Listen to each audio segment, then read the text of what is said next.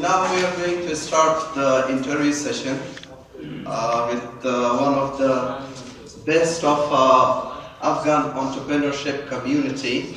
You all know him because it's announced already in our website that who is this great man. Ladies and gentlemen, put a big round of applause in a startup grind. Welcome for Mr. FARSHID GHYASI, the founder of Netlinks and Jobs.am.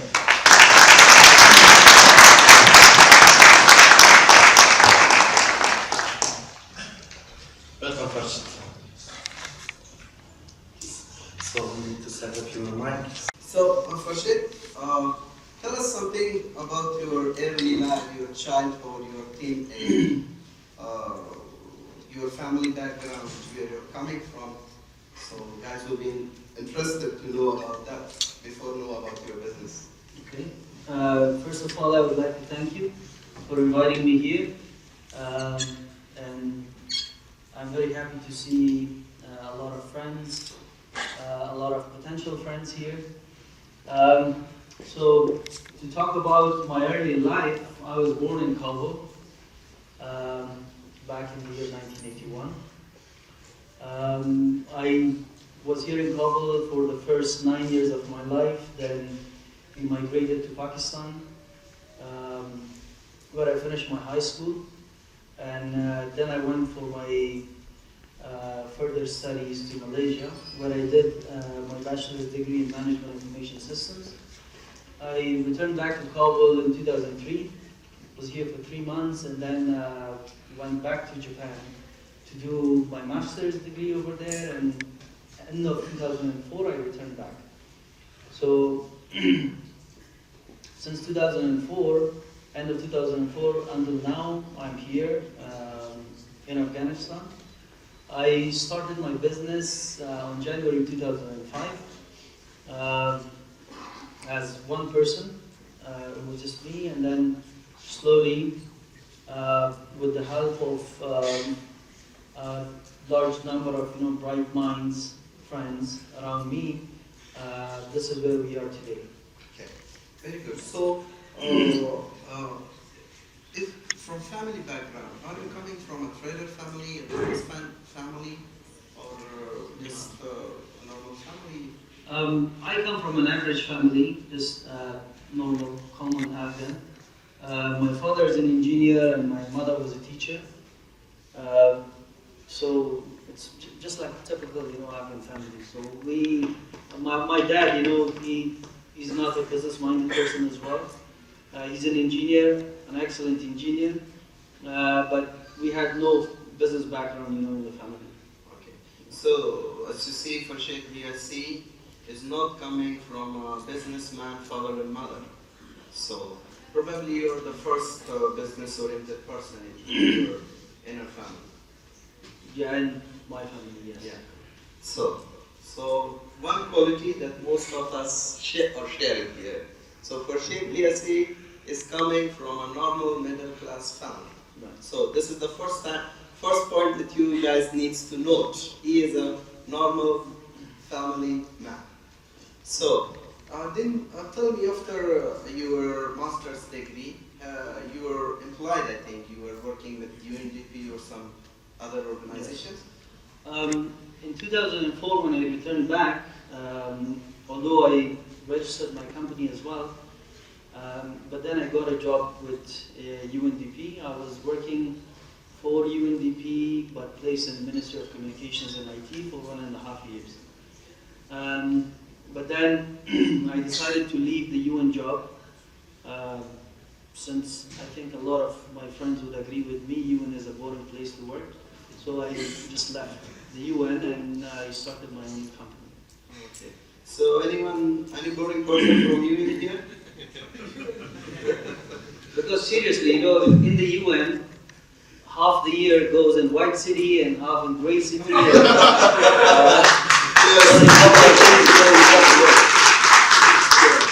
So the second point, he was an employee, so working for a boring organization, UN. So I think most of people here, maybe even I early came here for my first job, people were telling me, if you go to UN, you will become just guaranteed. They will pay you your salary. Beside that, they will pay you your this medical allowances and too many holidays. So I was one of those people, but luckily I could never be to that boring place. So thank you Farshid for knowing me that it was a boring place. Okay, so then how was the shift?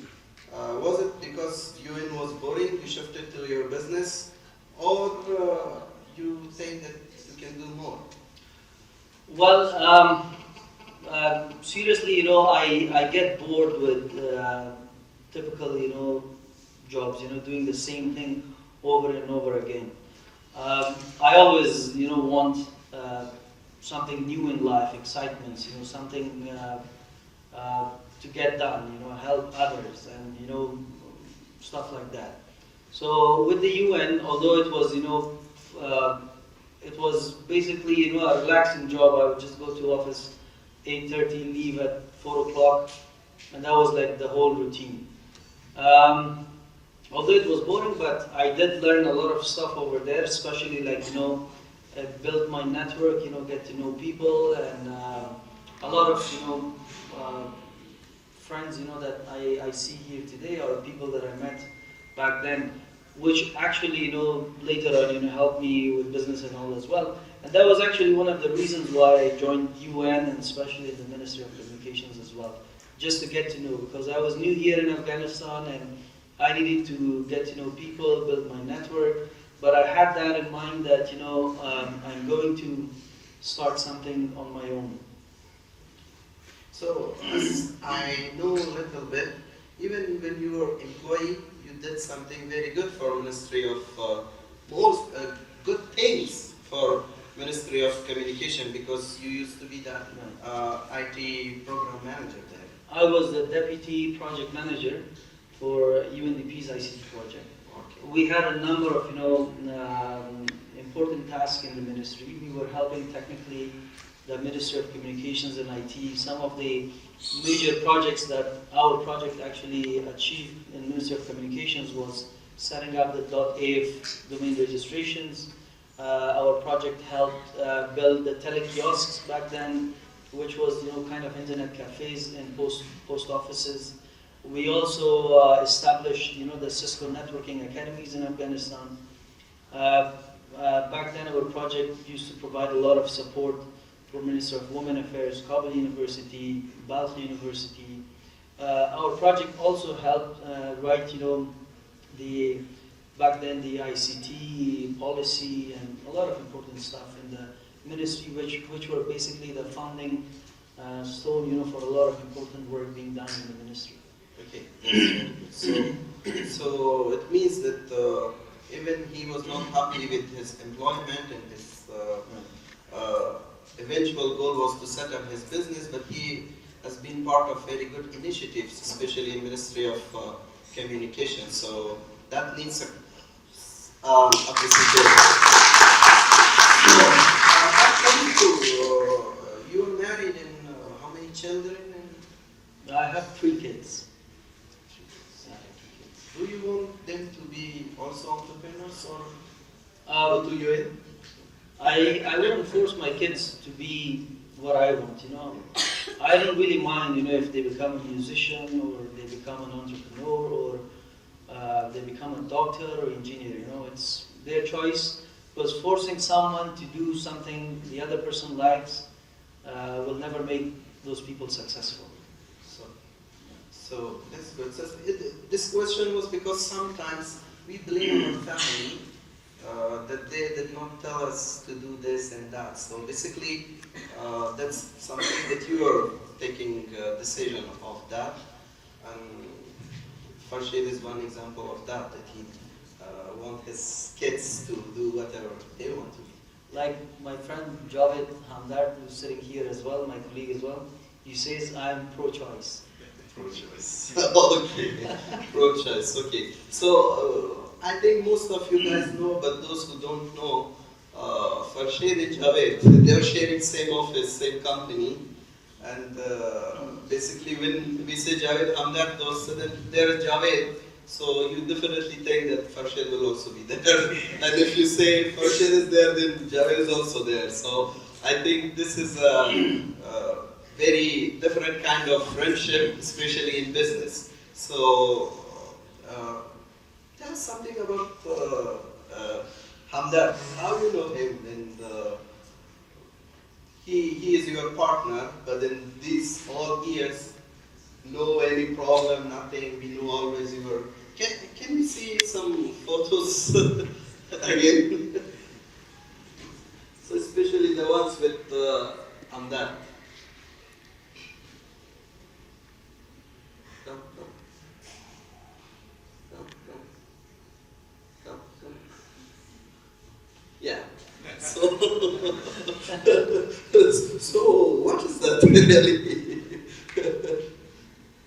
I don't remember where we took that photo. So there is one more as well. So this. So it's not only about Netlink's business and jobs.af. So too many things you can see. Probably this is karaoke.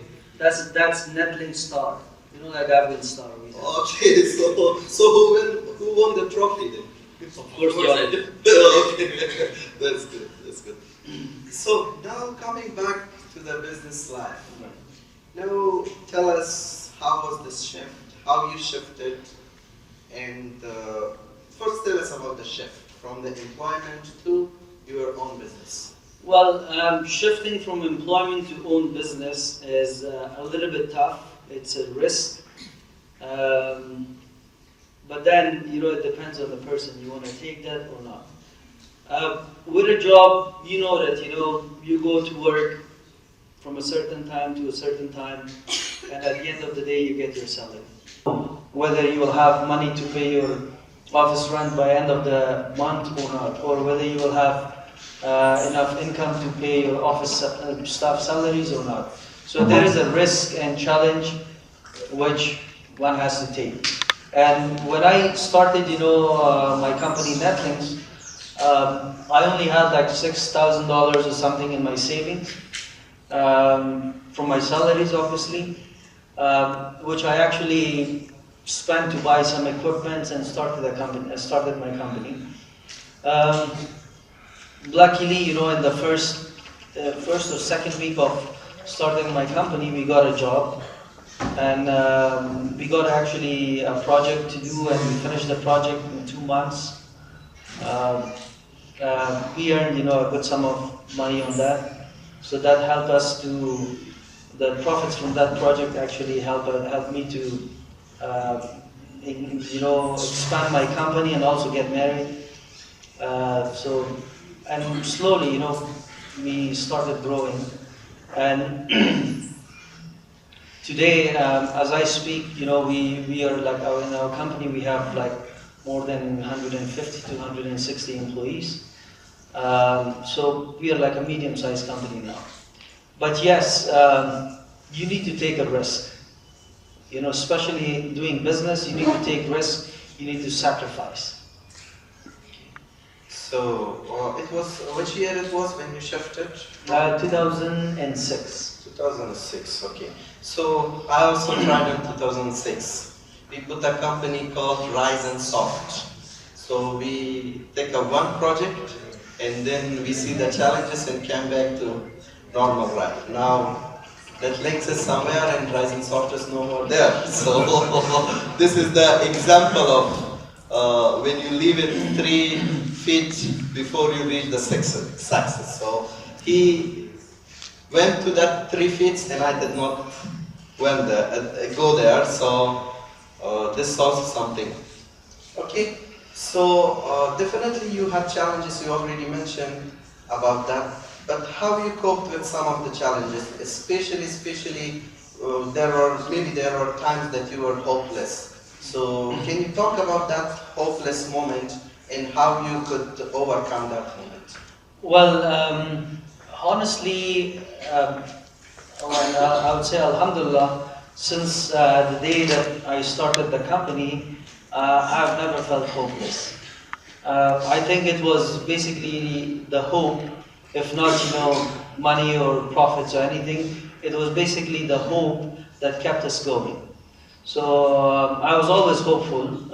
There has been time when we became financially weak, but that never meant that we were hopeless or disappointed, because over the last 10 years, running my company, I've always, I've experienced this, that no matter how hard things become, we will always rise.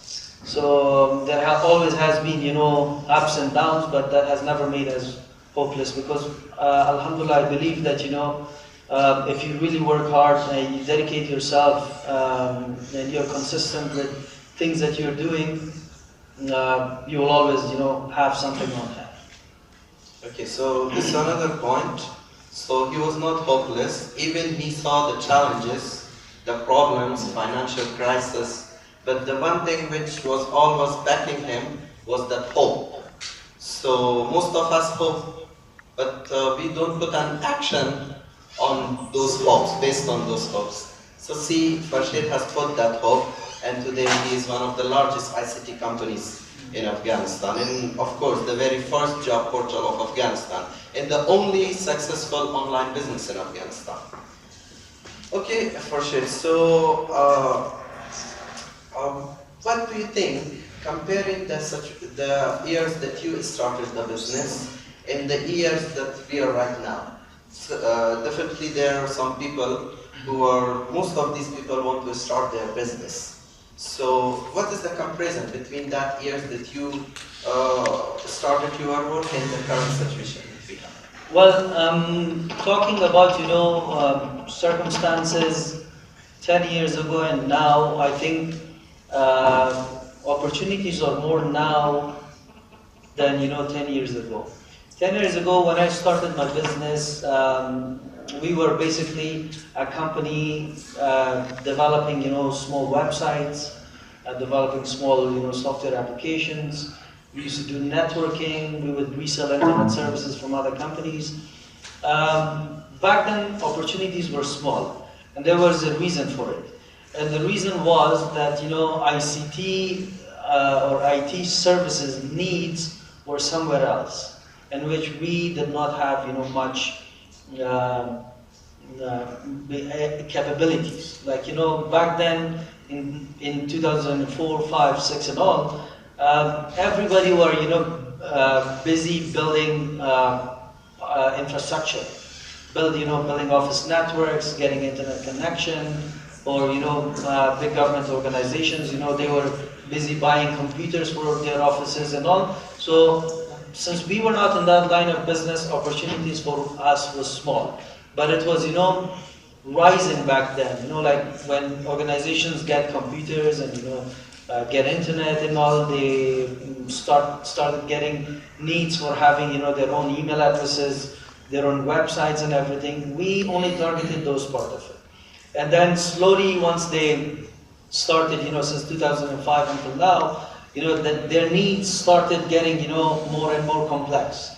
So the market requirement back then were simple stuff: websites, email, small, business small applications that would help them with their business. And as the time went on, the market evolved. We had more resources, more people, understanding IT and understanding more potentials of IT and technology and how they would use it within their organizations. So these people created the need within their organizations that, yes, we have internet now, we have computers, we have website and everything. We need more stuff. We need to get better organized. So we need, software to do our accounting. We need software to do our human resource work. We need software to do our payroll. So these needs from basic staff are going more towards enterprise level.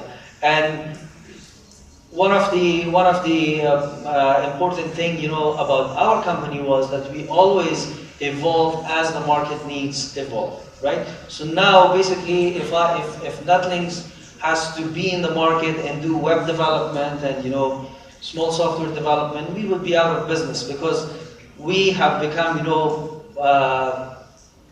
more expensive to do all those stuff. So that's why we shifted our focus, based on market demands to solutions, that are more complex, more sophisticated, and all that.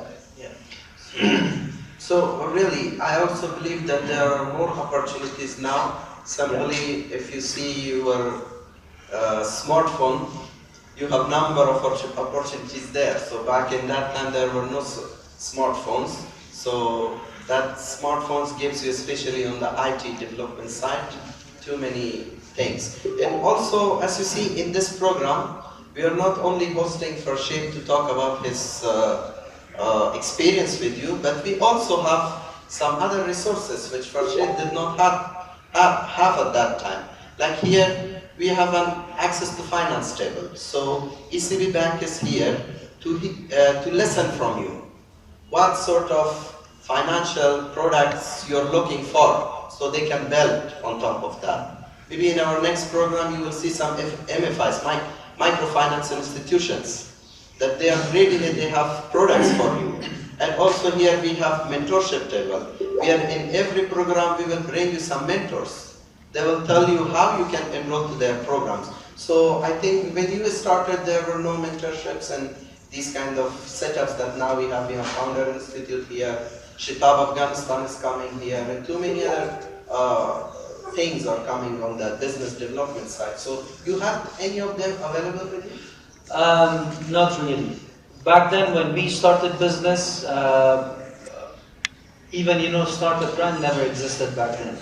And it was not only here in Afghanistan, but mostly around the world. These things were not very common. Probably in certain countries, certain cities they were, but here in Afghanistan it wasn't. There were, I think later on in 2007, 6, 7, and 8, there were, these, we Afghans were good in creating expressions or, abbreviations and all. We had the so-called BDS services, business development services. But most of these companies, they were basically product of, or product of this free money that were floating around in the market. Still, I think we have some of them going around. But those companies, they came into existence just to target, USAID fund or GIZ fund and all that. And most of those companies, I'm 100% sure you wouldn't even see them in the market now, because they just popped up like mushrooms, and then as the aid money disappeared, they also disappeared. So now we have good things here now. So at least we can see that now Afghanistan's economy is now building from within. So that's something good.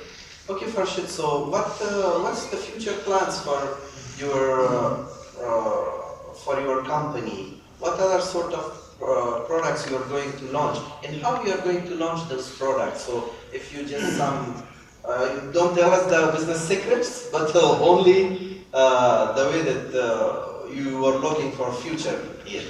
Well, to be honest, we are doing or working on things that matters. I've seen, a lot of our young entrepreneurs. They get excited, work on some idea, and then they see that without even thinking there is a need for that in the market or not. They spend all their time, all their resources on it, and at the end, it never kicks off. Try to understand, what the market is. Try to see where the needs are and target that. I see a lot of friends around. I hope none of them minds here, but you just have to be realistic, right? You cannot just come up, with a service in a small market in Afghanistan, an online service, and expect that you would become an instant millionaire, right? You can't do that, right? At least circumstances are not prepared for it yet. For example, we worked on a project called eBuy. It was an online shop and everything. We spent a lot of money on that as well. We had done some preliminary research which showed that things were right, but right after the elections and everything, And when we realized, when we actually went into start doing it, we saw that there are a lot of challenges, like that eBuy was basically an online shopping site where you could just go order stuff and get it delivered at home. We saw that, we don't have proper mechanism to receive payments online.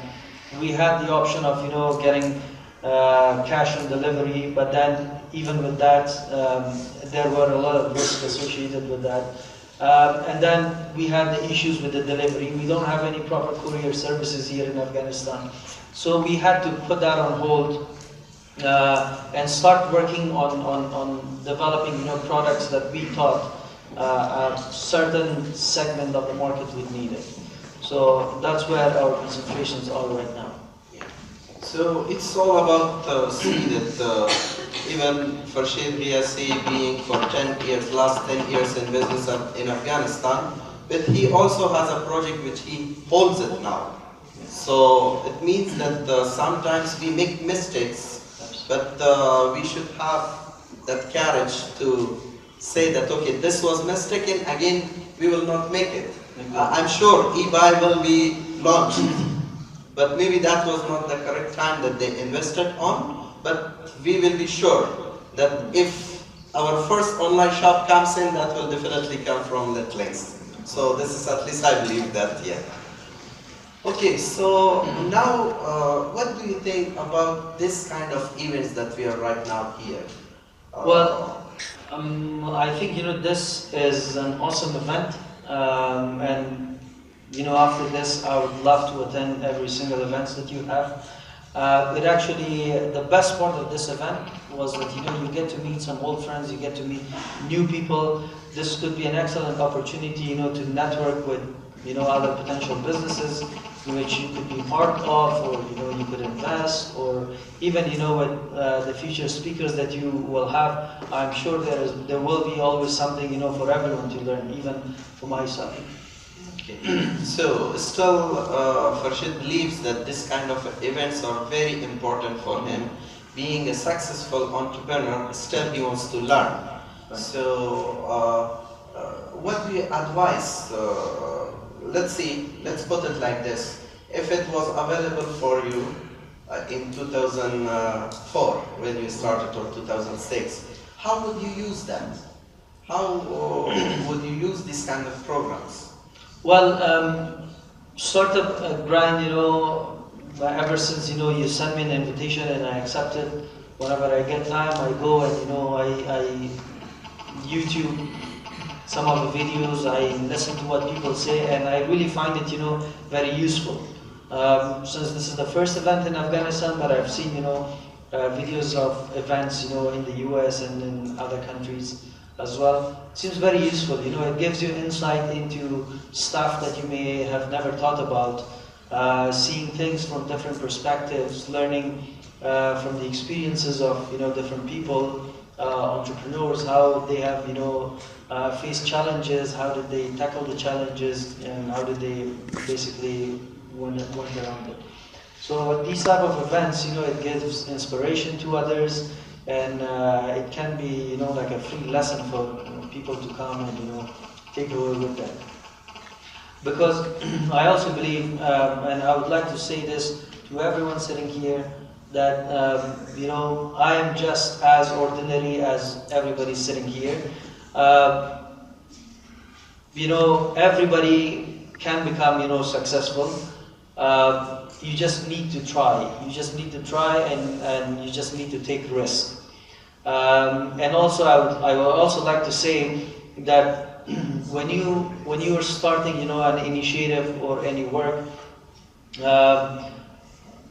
you cannot do everything, alone by yourself. And I'm an example. Although I'm sitting here and you're giving a lot of credits for Netflix and everything to me, but I would say that I'm probably 5-10%.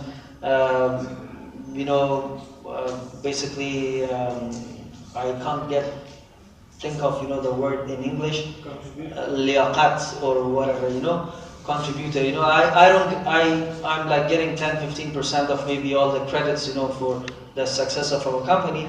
But it's not only me. We have a team And I would say that, whatever, we have achieved, almost most of the credits, goes to all our team. Some of our friends, from Netlinks, they're sitting here. A lot of, success for our company's credit goes to Mr. Hamdard as well. He's the chief operating officer of our company, and basically he's running the show. So you need to get, the best people around you and put the best minds together, to have something, making it more successful or making it happen, basically. So basically that need not to be your employees only.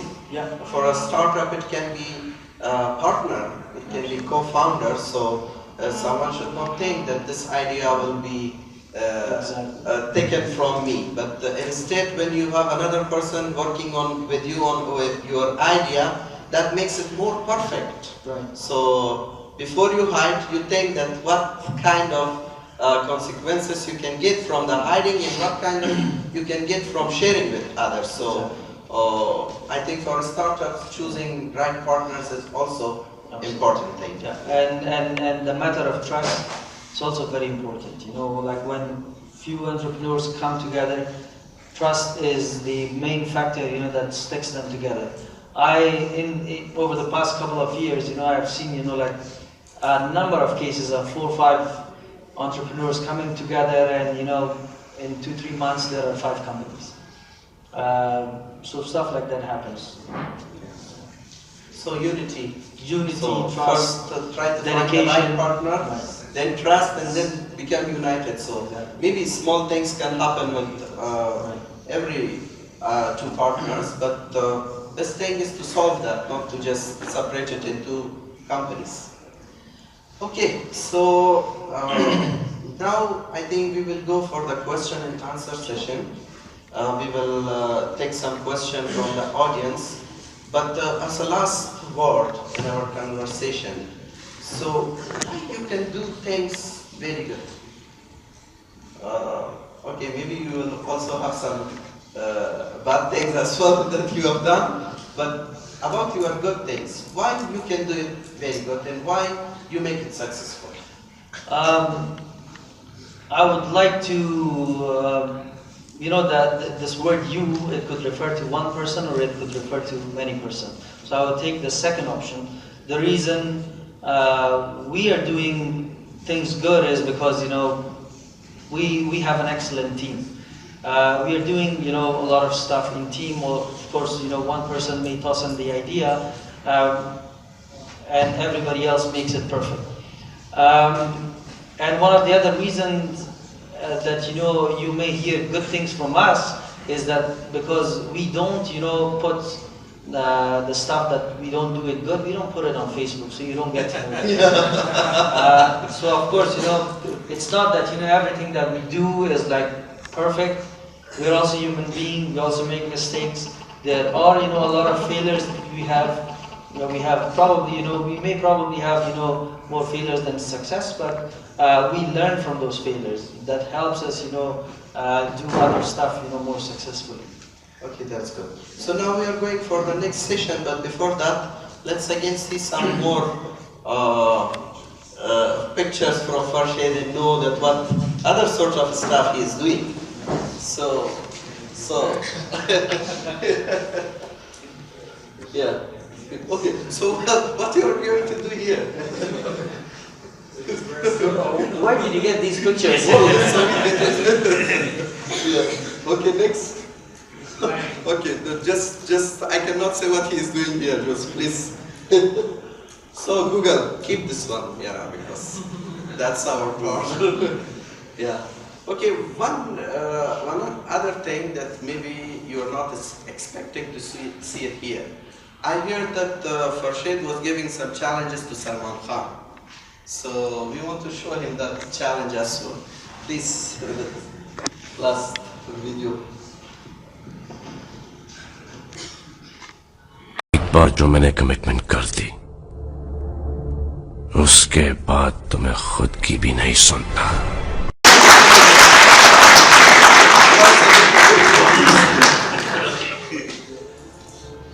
उसके बाद तो मैं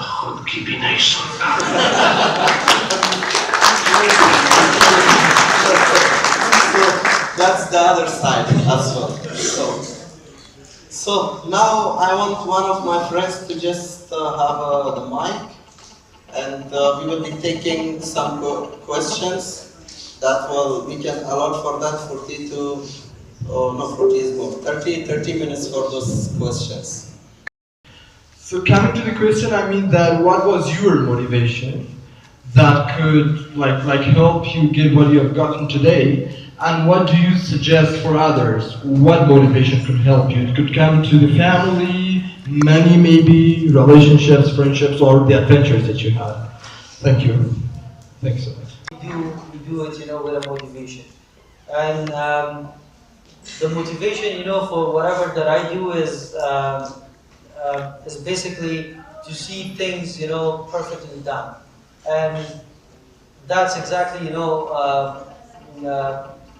is the reason, the things that I do. For example, one of the first things, when I just came to Afghanistan, obviously, I was looking for a job as well. And I saw that,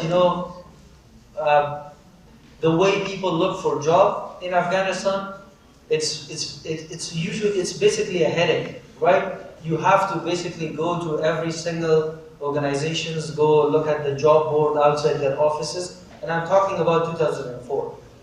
So I thought, this is something wrong, we could improve it.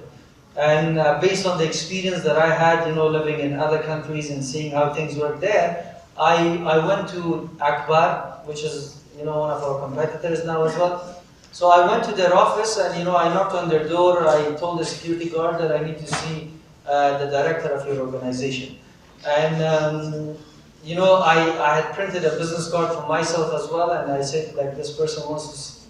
And luckily, they asked me, they let me in and go meet them.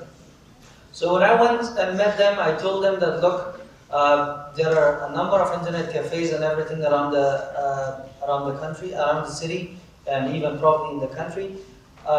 You need to, since you get all these job advertisements from different NGOs and everyone, paper-based, and you print it and you stick it outside your door, let me develop a website for you guys so that you can post these jobs on the website. And in addition to that, back then I remember that they used to have a directory of all organizations which they would burn in a CD and then distribute it to all organizations.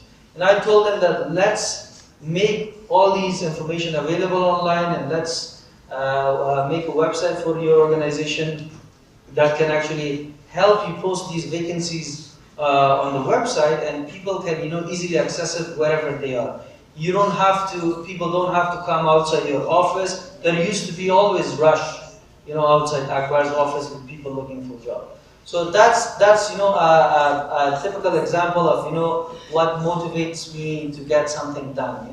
I see a problem, I want to find a good solution for it, and based on that sense of feeling inside, I get things done. In addition to that, one of the other motivating factors that drives me towards getting more stuff done is how I can help people. I feel that unless I'm not empowered myself, I cannot help people. So this motivation of helping others also drives me to work harder.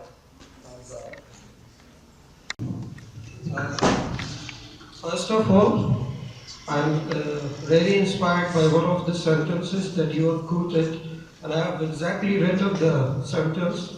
You said that how hard things will become, we will rise. This was one of the sentences that you used, and I'm really inspired by this.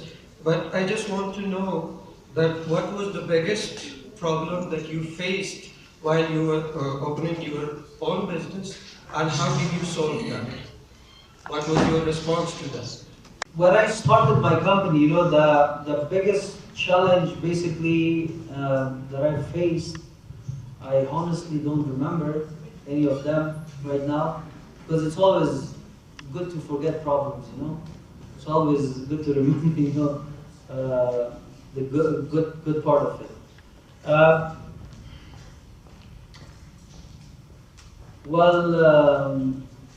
I honestly can't remember any of them. But probably it was, I think, back in 2012 or 2013 when our company was not doing financially good. We only had one project that was basically sustaining the whole company. And one of our developers who used to work with us, he started asking for something that we couldn't give him. And he said that, I'm going to quit if you don't accept, my demands. And the mistake that we had made back then was relying on one person, for a very important work. So that guy, he left our company and he went to the client and he got the project from us. So that basically left us with almost, not enough income to sustain our company. That actually, made us start exploring other options. So we had one steady project, which was doing good for us. We didn't bother much for other projects. But losing that project actually helped us start, struggling for more stuff. That actually led us to a number of, new opportunities. So that was one of, the challenges or problems that I could remember, from our company a couple of years back. Thank you so much for arranging the unique entrepreneurship event. With my special appreciation goes towards Mr. Abazain, who invited me to participate in such an awesome event. I have two questions. The first question is, how important have workplace been to your business?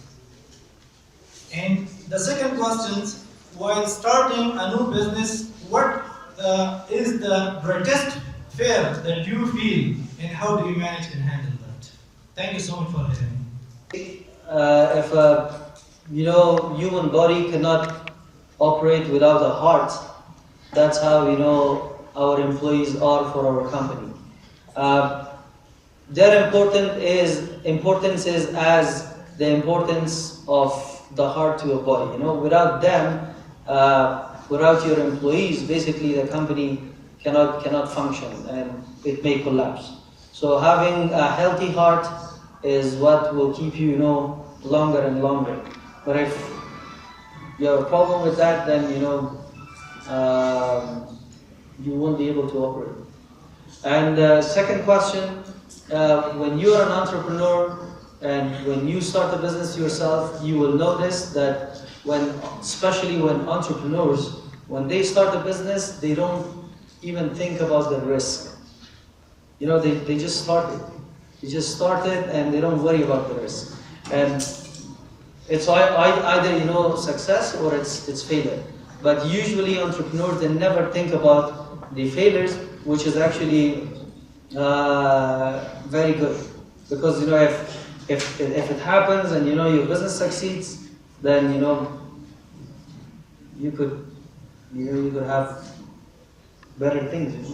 So to add on that, basically entrepreneur means in between. So this is a word which comes from French, that in between. So in between means risk. Either you fail or you succeed. So good evening, and thank you so much for inviting us to this conference. I know we have organized some conferences and it needs a lot of effort to organize such conferences.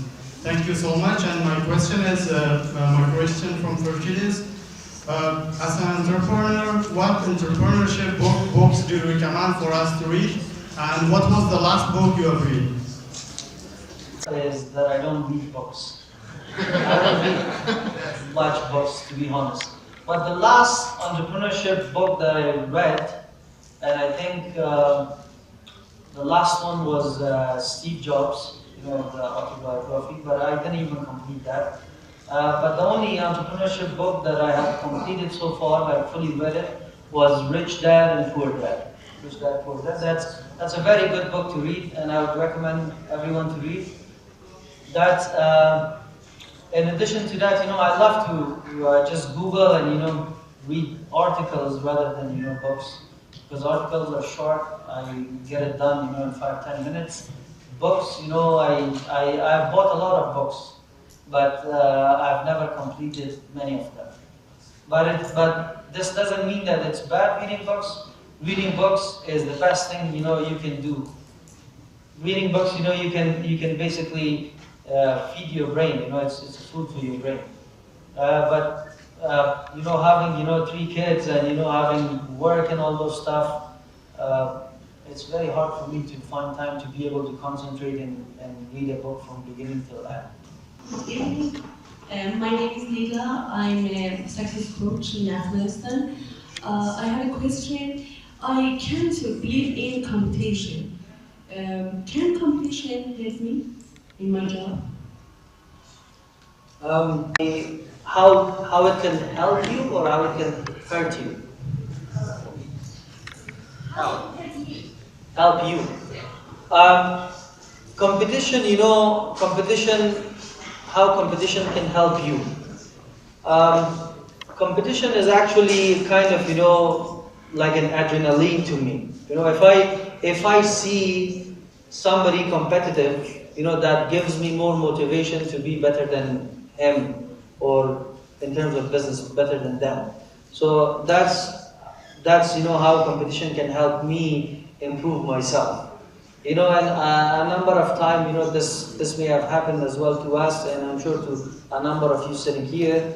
You see another company similar to you doing something innovative. So that drives you to do something much better than them.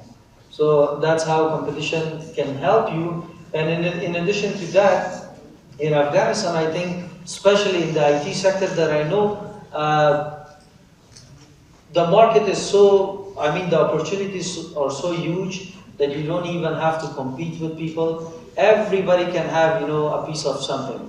So that's how it is, in the IT field. I'm looking you to a good entrepreneur, successful entrepreneur. I have one question from you. In case if you fail, or it is not a good question, but I have thought that let's ask. In case if you fail, or what will be your suggestions to those that they fail? Like I would be like an entrepreneur, but I fail. I didn't succeed in my business. What I dream, I have done all those things. What I have to do it, like a survey, checking the markets, everything. But still, I didn't succeed on what is my dream. So, what will be your suggestions here, being a successful entrepreneur? Thank you. I would say if you fail in something, you start, looking for something else. So at least in one of them, you will be able to, to succeed. So it doesn't mean that, if you start something and you fail, and you tell yourself that no, this is not my piece of cake, and I'm not doing it. I'm gonna go and do something else. If you look at the history of a lot of successful businesses, failure has been part of their initial startup. They have failed like 100 times before before becoming something that they're too huge. If a number of you have watched or have seen or heard the story of Apple, until end of 80s they have failed on a lot of stuff that they have done. But today they are one of the most valuable companies in the world. So failure is not something that should stop you or make you quit your entrepreneurship intentions. If you fail in something, you start something else. So first of all, I would like to say thanks to Mr. Hidayat for inviting me here, and also I want to say welcome to you, and I'm very happy to have you guys with me. I would like to ask about your future. It's obviously this is what that you wanted before 10 years before. You said that you started your work in 2006, and this is what that you wanted. I would like to say that what are you planning for your future, and what is your spotlight? I think Our intention right now is to go beyond, Afghanistan. We are actually right now working on expanding and taking the solutions that we have developed here in Afghanistan in other countries. There are some initiatives, going on right now on which we are working. So we are definitely planning expansion going beyond Afghanistan. So over the next couple of years, that's what we are working on and what we plan to do. So that's very good. So we will have our second global company. So we already know that Mr. Al-Khuzai has taken the name of Afghanistan to more than 20 countries. So the next will be Netflix. So everybody, thank you very much for coming here. This was our very first event. I hope you apologize us for some inconveniences you may have faced.